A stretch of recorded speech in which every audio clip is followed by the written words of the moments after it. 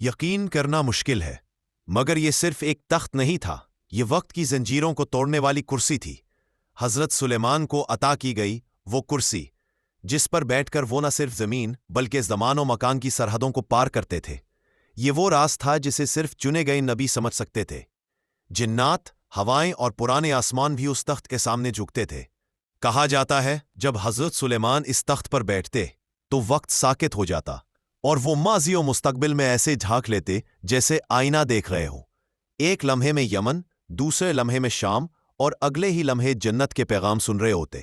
یہ تخت عام لکڑی یا سونے کا نہیں تھا، یہ آسمانی ہدایات سے تیار کیا گیا اور ہر پرزے پر اسماء الحسنی کندھا تھے۔